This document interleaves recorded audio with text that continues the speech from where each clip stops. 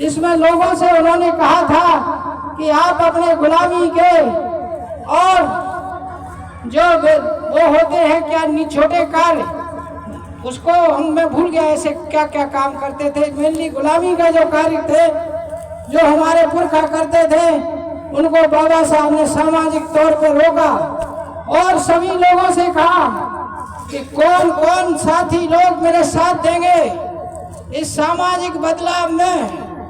हमारे लोग मारे भी जा सकते हैं। साथियों, मैं मुरैना का हूँ, मेरे लोग पुरखा जाटव लिखते, उन्होंने कहा कि बाबा साहब हम मर जाएंगे पर आप जो कहेंगे उसी काम को करेंगे।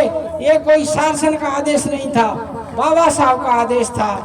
साथियों, मैं मालवा में आया तो मैंने देखा कि यहाँ पढ़ाई लिखाई में सबसे आगे भलई समाज के लोग हैं। तो भलई समाज के पुरखाओं ने 46 में 42 में बाबा साहब से कहा कि बाबा साहब जो आदेश देंगे तो हम उस काम को करेंगे और हम किसी की फ्री फंड में गुलामगिरी नहीं करेंगे। तो बाबा साहब के आदेश से मालवा के भलई समाज के जो हमारे पुरखा थे, उन्होंने कोई काम जो थे जो फ्री में करने पड़ते थे गुलामी के, वो त्याग दिए और उसके साथ साथ बाद में उन्होंने कहा लोगों ने कि भाई भले मेरा आदमी मर गया, मेरे सारे रिश्तेदारों के घर जा जा के खबर कर कि मेरी माँ मर गई है, बाप मर गया है। मेरे भले पुरखा ने कहा कि भाई तेरा बाप मरे, तेरी माँ, मेरे बाबा साहब ने हुक्म दिया है कि तू किसी के घर खबर करने नहीं जाएगा और मैं आते नहीं जाऊंगा। तो मेरे यहाँ के लोगों से भी कहा, कुछ लोगों ने कि चलो हमारी गुलामी करने, तो हमारे पुरखों ने कहा कि हमारे बाबा साहब का हुक्म है। यहाँ भलाई समाज के साथियों पुरखों ने कहा कि मेरे बाबा भीमराव अंबेडकर का हुक्म है, मैं किसी के यहाँ गुलामी करने नहीं जाऊंगा। तो उन्होंने मारने का प्रयास किया। तो ये भलाई समाज के मेरे भाई भी अपने लाठी डंडा लेकर खड़े हो गए और जब आमने सामने आप मरने को खड़े हो जाओगे ना, तो एक गोली बंदूक में भर के खड़ा हो जाए एक आदमी, 1000 आदमी भी नहीं आ सकता। तो साथियों, उन पुरखाओं को मैं प्रणाम करता हूँ, नमन करता हूँ। फिर क्या हुआ कि कुछ ने के ऊपर दबाव डाला तो रिपोर्टें भी हुई, थाने में रिपोर्ट हुई और वो रिपोर्ट जो है बाबा साहब ने अपने वॉल्यूम क्रमांक 4 में लिखी है। जहाँ जहाँ जिन लोगों ने क्रांति करी बाबा साहब के साथ, उन सबका इतिहास बाबा साहब ने अपने वॉल्यूम क्रमांक 4 में लिखा है। और वॉल्यूम क्रमांक 4 में इंदौर के भलई समाज के योद्धाओं का भी इतिहास लिखा है। ताली बजाओ जोर से। साथियों, जय भीम। इसके साथ साथ मैं एक चीज और कहना चाहता हूँ कि सब लोग पढ़ें और आगे बढ़ें। और शिक्षा शेरनी का दूध होता है, जो पिएगा वो धाड़ेगा।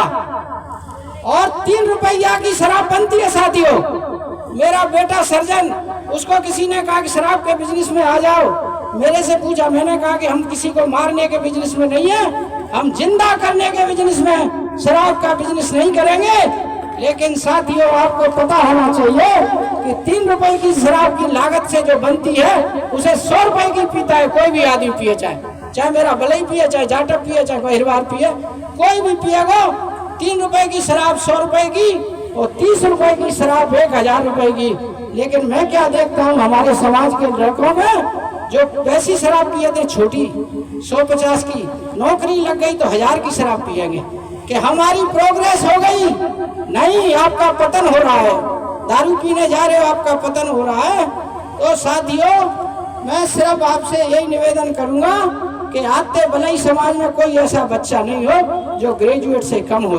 आगे बढ़ेंगे और पढ़ेंगे और जीतेंगे और नशे से दूर रहेंगे। सबको सादर जय भीम, जय भारत। और एक चीज और कहना चाहता हूँ साथी, 2 मिनट का, कि 1912 में कोलंबिया यूनिवर्सिटी को 350 साल हुए। बराक हुसैन ओबामा साहब का राष्ट्रपति थे। बराक हुसैन ओबामा गरीब आदिवासी का बेटा राष्ट्रपति बना। तो 350 साल के इतिहास में कोलंबिया विश्वविद्यालय का जो 100 छात्र ढूंढे, उसमें सबसे पहले उसमें 4 राष्ट्रपति अमेरिका के, 17 दूसरे देशों के राष्ट्रपति और 22-23 नोबेल प्राइज प्रोता और 47-48 ऐसे लोग थे जिन्होंने फॉर्च्यून 500 कंपनियां स्थापित की। लेकिन बाबा साहब इसमें कुछ नहीं थे और पहला स्थान बाबा साहब अम्बेडकर का। तो बराक हुसैन ओबामा साहब ने कहा कि डॉक्टर बाबा साहब अम्बेडकर को हम सिंबल ऑफ नॉलेज कहते हैं। पहली बात, विश्व ज्ञान प्रतीक कहता हूं मैं। दूसरी बात कि बाबा साहब अम्बेडकर हमारे देश में पैदा होते तो हम सूर्य कहते। तीसरी बात कही कि धन्य है हमारी यूनिवर्सिटी पढ़ने के वाले छात्र जिसने भारत में जाके संविधान दिया भारतवासियों को और भारत का संविधान लिख के भारत के लोगों पर महान कृपा की। ऐसे बाबा साहब अम्बेडकर के हम बच्चे, हमें उनका खून है। हमें एक एक आदमी को ऐसा अम्बेडकर जैसा विद्वान, उतना विद्वान तो शायद ही बने, लेकिन थोड़ा उतना पढ़े लिखे तो नहीं बन पाएंगे, लेकिन उतने थोड़ा बहुत उनके एक हाथ किताब के बराबर पढ़ो सीख जाए, यही बहुत है। सादर सबको जय भीम, जय भारत, जय भलाई समान और जय बहुजन समान। और सबको मेरा सादर जय भीम साथियों, धन्यवाद।